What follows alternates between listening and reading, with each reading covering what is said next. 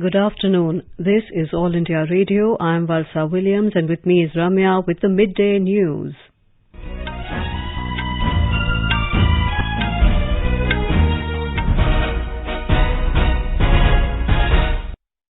The headlines. Department of Telecommunications allocates spectrum to telecom operators, paving the way for launch of 5G services likely by next month. Government blocks 8 YouTube news channels for spreading disinformation on country's security, foreign relations and public order. NIA conducts raids at multiple locations across Jammu in connection with arms and ammunition dropping via drones from Pakistan along the international border in Arnia sector. Government to stop import of thermal coal from next year, says Coal Minister Prahlad Joshi. Cabinet approves interest subvention of 1.5% per annum on short-term agriculture loan for adequate credit flow to farmers. Hindustan Aeronautics Limited to set up office in Kuala Lumpur to promote its products and services in Southeast Asia. DGCA asks airlines to keep check on mask-violating passengers following a rise in COVID-19 cases. In cricket, the first ODI of the three-match series between India and Zimbabwe underway in Harare.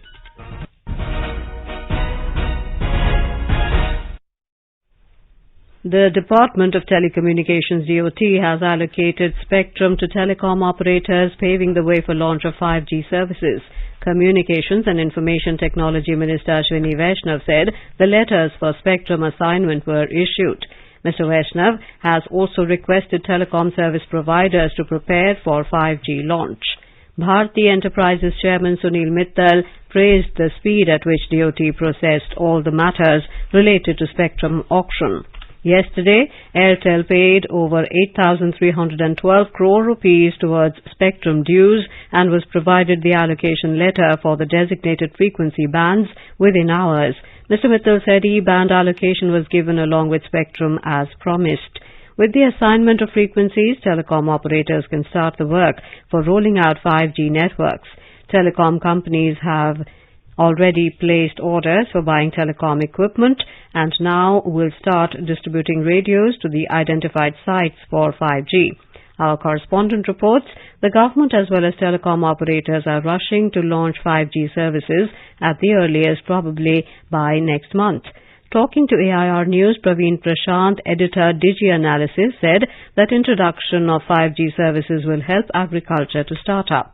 Initially, it will be limited to few pockets, and within 2 to 3 years, it will spread its wings to a larger geography. 5G will be very beneficial for consumers as it will help in increased bandwidth, so one can download HD movie within seconds. One can do multiplayer gaming. From a health perspective, remote surgery can be done using 5G technology, and we will also see a lot of precision agriculture because after the data can be captured, the remote sensors closed agriculture field can be monitored and activated accordingly. On the collaboration side, which is on the design side, we can see real-time collaborations happening where people or designers sitting across the world can interact with each other. Not only this, it will open up new services as government has recently allowed startups and MSMEs to that they can use the test bed for their applications with respect to 5G, and we will see more innovations and more new services coming up. The centre netted over 150,000 crore rupees from the sale of 51,236 megahertz in the 7-day auction. In all, it had put 72,098 megahertz of airwaves on sale. Market leader Jio was the largest bidder in the 5G airwave auctions that ended on August the 1st. Ministry of Information and Broadcasting has blocked 8 YouTube news channels, 1 Facebook account and 2 Facebook posts for spreading disinformation related to the country's national security, foreign relations and public order. The YouTube channels which have been blocked under information technology rules include 7 Indian and 1 Pakistan-based news channels. Loktantra TV, UNV TV, AM Razvi, Sarkari Update and Pakistan-based channel News Ki Dunia are among those which have been blocked. INB Ministry said these YouTube channels had a cumulative viewership of over 114 crore and were subscribed by over 85 lakh users. It said these channels were also used to post fake news on various subjects such as the Indian Armed Forces and Jammu and Kashmir. The ministry said the content was observed to be completely false and sensitive from the perspective of national security and India's friendly relations with foreign states. With this action, since December 2021, the government has blocked 102 YouTube-based news channels and several other social media accounts. The ministry said the government remains committed towards ensuring an authentic, trustworthy and safe online news media environment and thwart any attempts at undermining India's sovereignty and integrity. The National Investigation Agency, NIA, is conducting raids at multiple locations across Jammu in Kathua, Samba and Doda districts. The raids are being conducted in connection with recovery of arms and ammunition dropped via drones controlled through Pakistan along the international border in Arnia sector. The NIA personnel was seen at the residence of the main accused in the drone dropping case, Faisal Munir, who was arrested last month. It has made several arrests in recent months in the drone case. Jammu and Kashmir police also recovered a consignment of arms and ammunition dropped by a Pakistani drone in Top village located near the international border. The Enforcement Directorate ED today conducted raids at multiple locations in Uttar Pradesh and Delhi as part of a money laundering investigation against mafia-turned-politician Mukhtar Ansari. Official sources said the searches are being conducted at premises located in Ghazipur, Lucknow and Delhi, which are linked to Ansari and his alleged associates. The action is aimed to gather evidence with regard to an ongoing investigation against Ansari under the criminal sections of the Prevention of Money Laundering Act, PMLA. Ansari, a 5-time former MLA, is currently lodged in jail at Banda in Uttar Pradesh. He is under the ED scanner in connection with at least 49 criminal cases booked against him, including those on charges of land grabbing, murder and extortion. Ansari faces trial in Uttar Pradesh in several cases, including attempt to murder and murder. The Ghazipur District Administration last week had seized 2 plots of land measuring 1.901 hectares and valued at over 6 crore rupees that were purchased using alleged illegal earnings of Ansari. Minister for Coal and Mines Prahlad Joshi has said the government will stop the import of thermal coal from next year. Thermal coal is widely used as the principal means of generating electricity. Inaugurating a workshop on coking coal strategy for Indian steel sector in New Delhi today, he said Ministry of Coal is targeting production of 900 million tons this financial year and the target of Coal India Limited comes to 700 million tons. Mr. Joshi said by 2030, India's coal requirement will be of 1.5 billion tons. He said the Indian economy is growing at a very fast pace and there has been a record coal-based power generation. The minister said domestic coal production has gone up by 22%. He said coking coal production marked 15% growth. Mr. Joshi said with mission coking coal, production will improve and move towards Atmanirbhar Bharat in coking coal arena. कोयला क्षेत्र भी आज import कम करके घरेलू production बढ़ाने का काम कर रहा है। आज तक कमर्शियल माइनिंग में 43 खदानें की नीलामी हुई है। इस नीलामी से कोयले का प्रोडक्शन भी बढ़ेगा, इन्वेस्टमेंट भी आएगा और रोजगार भी बढ़ेगा। The minister said serious thinking is needed on coking coal and what new technologies can be used in the area. He said the coal ministry has enhanced incentive for coal gasification and it will lead to fulfilling the vision of the Prime Minister to achieve 100 million tons coal gasification by 2029-30. The minister said the government has created an investor-friendly atmosphere. He said it has brought changes in the MMDR Act and instituted a transparent coal auction process. The government has extended the last date for receipt of applications under the Production Linked Incentive PLI scheme for specialty steel to the 15th of next month.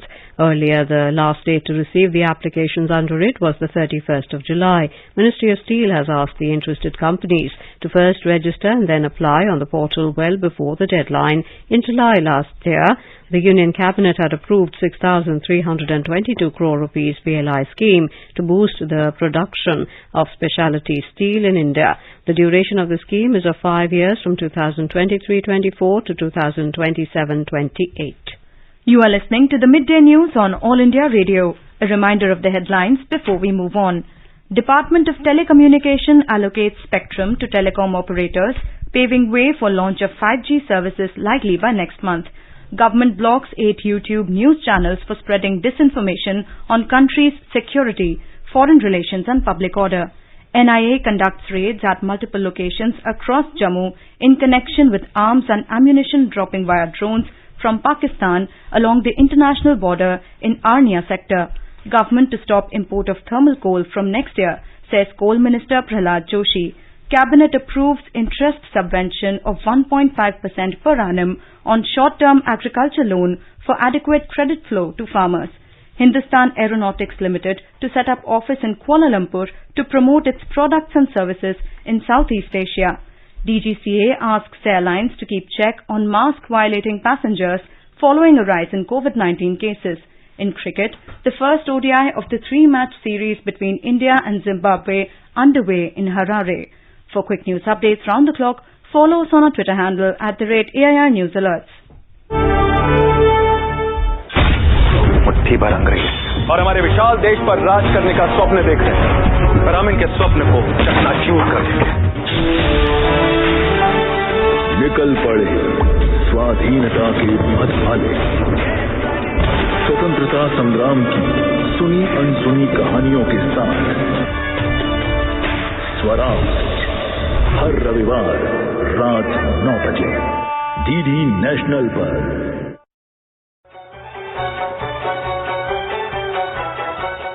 बर्फ से ढके पहाड़, हवा के साथ झूमते चीड़ चिनार, झीलों पर तैरते शिकारे, हरी भरी घाटियों के दिलकश नजारे। आकाशवाणी समाचार आपके लिए लेकर आया है जम्मू कश्मीर विशेष श्रृंखला एक नई सुबह।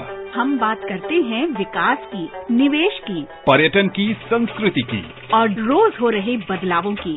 FM गोल्ड पर सुनिए हर शुक्रवार रात 9:15 पर आकाशवाणी समाचार की विशेष प्रस्तुति जम्मू कश्मीर एक नई सुबह।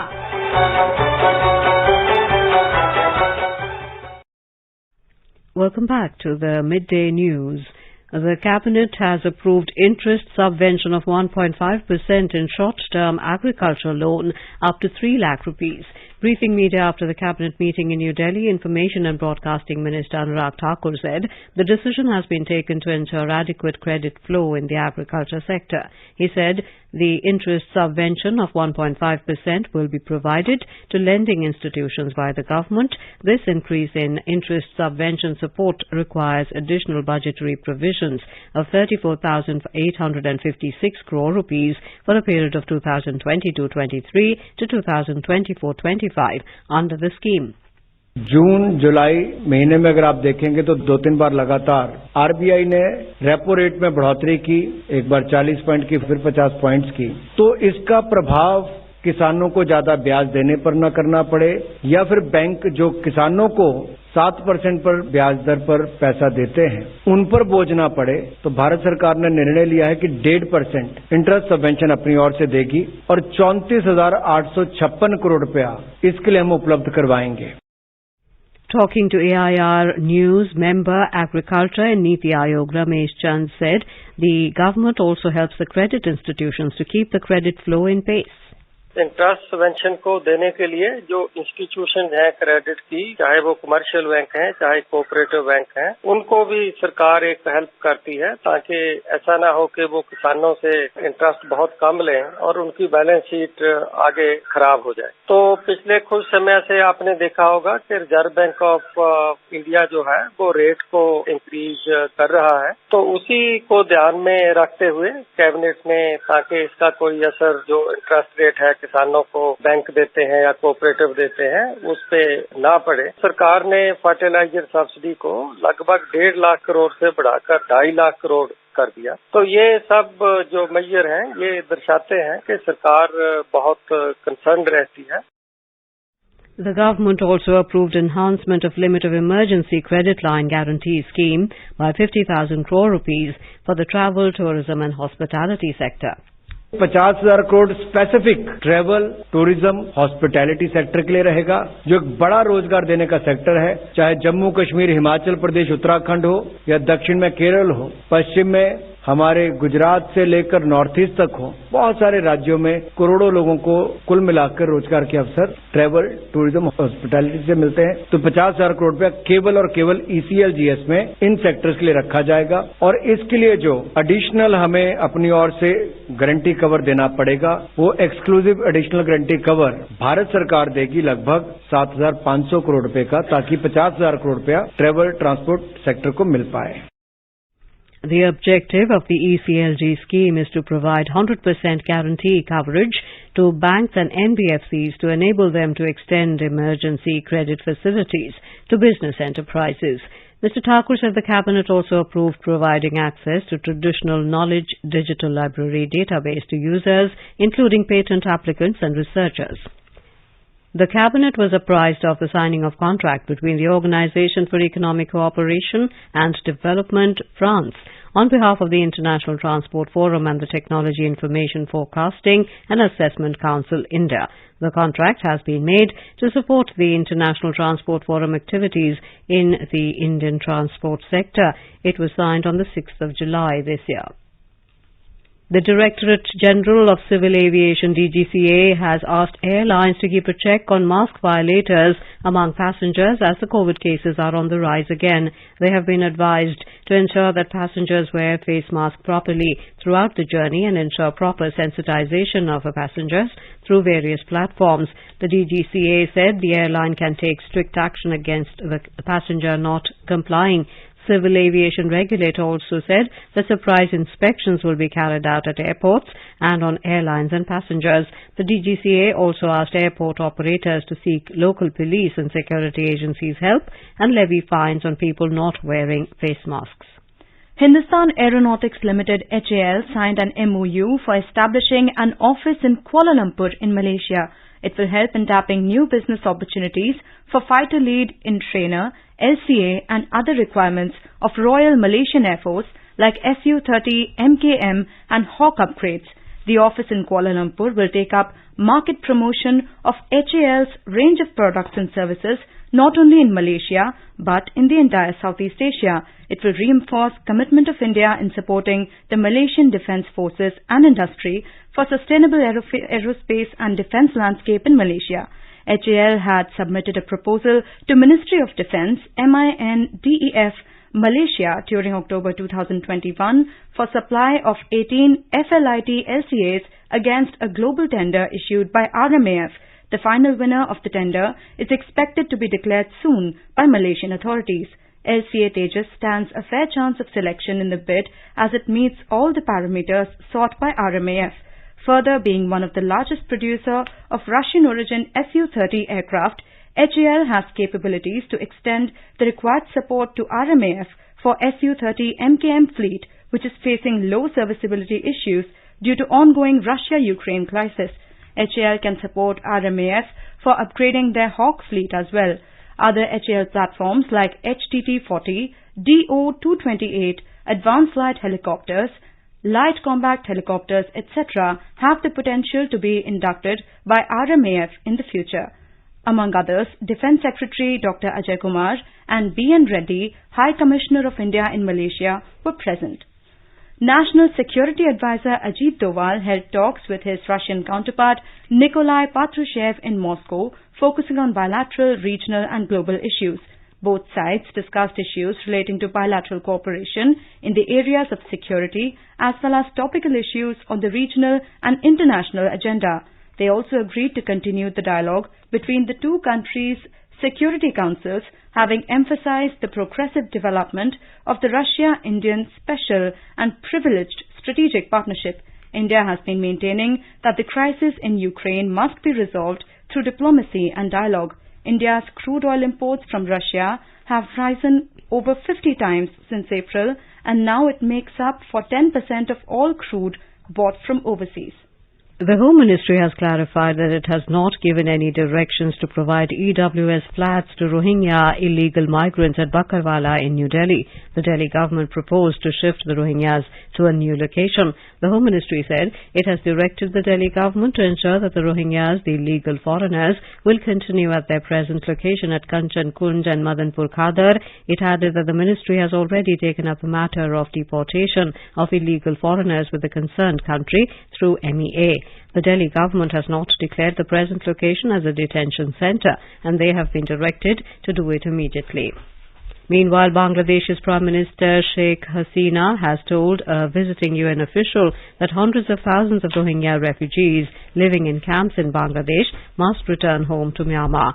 She said this during UN High Commissioner for Human Rights Michelle Bachelet's visit to Dhaka yesterday. Bachelet arrived in Dhaka on Sunday and visited Rohingya camps in Cox's Bazar district near the border with Myanmar. Currently, Bangladesh is hosting more than 10 lakh Rohingya refugees. Chief Electoral Officer of Jammu and Kashmir, Hirdesh Kumar, has said that non-locals, including employees, students and labourers, or anyone from outside J&K who is living ordinarily in the Union Territory, can enlist his or her name in the voting list. Mr. Kumar said they can also cast vote in the elections in the state. After the abrogation of Article 370, many people who were not enlisted as voters in the erstwhile state of J&K are now eligible to vote. Many residents of J&K who are working in armed forces and paramilitary forces and are posted outside the Union Territory have an option to get themselves registered as service voters and can avail the facility of postal ballot to register their choice at the time of elections. Likewise, those from different parts of the country who are posted here have the option that if they are posted in a peace station, they can enlist themselves as a voter. As Jammu is a peace station and anyone from outside posted in armed forces in the city can avail the option to enlist as a voter. Talking to AIR News, many people have appreciated the decision of the Election Commission. मेरा नाम राजेश कुमार है। मैं वाल्मीकि समुदाय से हूँ। मेरे जो दादा परदादा थे उनको राजा हरि सिंह ने यहाँ पे लाया था जम्मू कश्मीर में। आर्टिकल 370 की वजह से जो है हम ना ही यहाँ पे वोट डाल सकते थे और ना ही यहाँ की नौकरियों में शामिल हो सकते थे। हम शुक्रगुजार हैं इलेक्शन कमीशन ऑफ इंडिया का कि जो उन्होंने हमें यहाँ पे नागरिकता दी है जम्मू कश्मीर में, और हम यहाँ की जितनी भी अब नौकरियां हैं या फिर जो वोट डालने का अधिकार जो हमें नहीं था वो अब हमें मिल चुका है। और जो 1965 की जो लोग यहाँ पे रिफ्यूजी थे या 1971 के जो रिफ्यूजी थे उनको भी ये जो सारे अधिकार नहीं थे, अब उनको भी ये अधिकार प्राप्त हो चुके हैं। मेरा नाम सुनीता है। हम लोग 1971 के रिफ्यूजीज हैं जिनके पास वोट डालने का हक नहीं था। जो पहले का राज्य था उसमें 370 लागू था, उस वजह से हम यहाँ वोट नहीं कर पाते थे। तो अब जो इलेक्शन कमीशन ने ये फैसला किया है उसकी वजह से हम वोट डाल पाएंगे और ये फैसला जो है ये बहुत सराहनीय है। More than 208 crore 95 lakh vaccine doses have been administered in the country so far under the nationwide vaccination drive. The Union Health Ministry said more than 38 lakh 64,000 doses were administered yesterday. In the last 24 hours, more than 12,600 new COVID cases have been reported in the country, taking the active caseload to 1,01,343. Over 16,000 patients have recovered during the same period. Over the past 75 years, India's largest public service broadcaster, All India Radio, has been the proverbial storyteller for the 1.3 billion citizens across the country.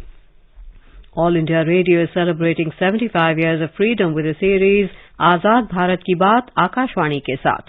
It showcases the journey of India since independence in various walks of life through the eyes and voice of All India Radio. In today's episode, we bring you the magical moments of the very first Republic Day celebrations in the country.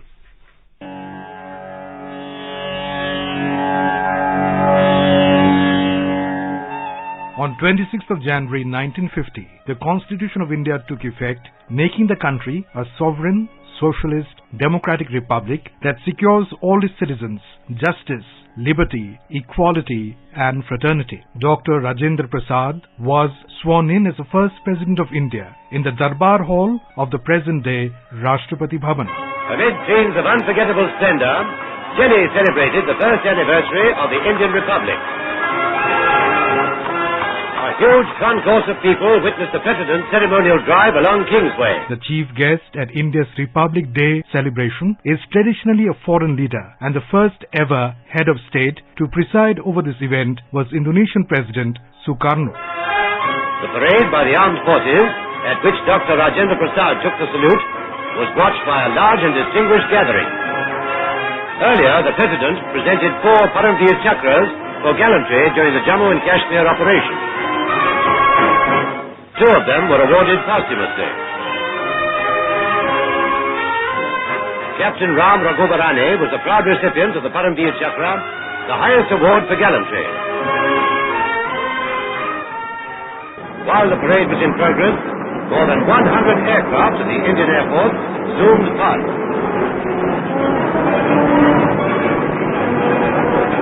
Flying in formation, they dipped in salute to the accompaniment of cheers from the assembled crowd.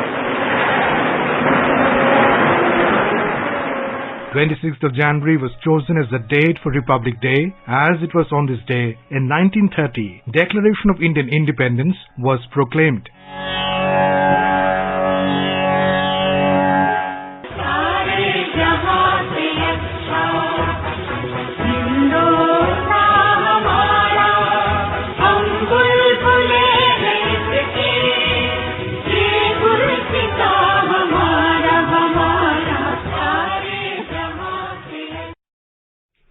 आजाद भारत की बात आकाशवाणी के साथ can be accessed on the Twitter handle at AIR News Alerts, YouTube channel News on AIR Official, News on AIR app, Facebook and Instagram handle. So tune in to All India Radio News for Azad Bharat ki baat Akashvani के साथ. All India Radio Guwahati will broadcast the audio version of the 75-episode mega serial Swaraj, a comprehensive story of India's freedom struggle, in Assamese at 11 a.m. every Saturday. Interacting with media at Guwahati, Director General PIB Guwahati B. Narayanan said this, adding that it will be repeated on Tuesday, Thursday and Sunday at the same time. The Swaraj serial was launched on the 5th of August by Home Minister Amit Shah in the presence of INB Minister Anurag Thakur. The mega serial is in docudrama format, telling the history of our freedom struggle. The first of the 4 cargo trial runs between India and Bangladesh being conducted for the full operationalization of the agreement on the use of Chattogram and Mongla port was completed on Tuesday. A report from our correspondent. In a significant development to enhance connectivity between India and Bangladesh, the trial shipment of cargo between the 2 countries was completed with the arrival of the shipment at the land customs station at Srimantpur in Tripura from Mongla port in Bangladesh. Minister of State, Ministry of Social Justice and Empowerment, Pratima Bhaumik, received the cargo on its arrival in Tripura. The shipment had arrived from Sema Prasad Mukherjee Port, Kolkata to Mongla port in Bangladesh on August 8th with 2 containers having iron pipes and pre-foam. The container will further go to Silchar in Assam. Earlier, 1 container had reached the Tamabil land port to deliver goods into Meghalaya. The trial shipment resumed after 2020 when the first shipment carried a consignment from Chattogram port to Akhara integrated checkpost. The trial run is being conducted to fully operationalize the agreement on the use of Chattogram and Mongla port signed between India and Bangladesh. The transshipment will drastically reduce the cost and time of shipment, which will enhance trade benefiting both the countries. Rajesh Jha, AIR News, Dhaka. In cricket, Zimbabwe was 76 for 5 in 19 overs against India in the first ODI at Harare when reports last came in. Deepak Chahar struck twice in as many overs. Zimbabwe lose the wickets in both of their openers since the first 10 overs. Now, a quick look at the weather forecast for the day. National capital Delhi is expected to have partly cloudy sky. Mumbai expected to have generally cloudy sky with light rain. Chennai will have a partly cloudy sky with possibility of moderate rain or thunderstorm. Kolkata is expected to have partly cloudy sky with 1 or 2 spells of rain or thunder showers. And now, before we end the bulletin, the headlines once again. Department of Telecommunications allocates spectrum to telecom operators, paving the way for launch of 5G services likely by next month. Government blocks 8 YouTube news channels for spreading disinformation on countries' security, foreign relations and public order. NIA conducts raids at multiple locations across Jammu in connection with arms and ammunition dropping via drones from Pakistan along the international border in Arnia sector. Government to stop import of thermal coal from next year, says Coal Minister Prahlad Joshi. Hindustan Aeronautics Limited to set up office in Kuala Lumpur to promote its products and services in Southeast Asia. In cricket, the first ODI of 3-match series between India and Zimbabwe underway in Harare. And with that, we end the midday news.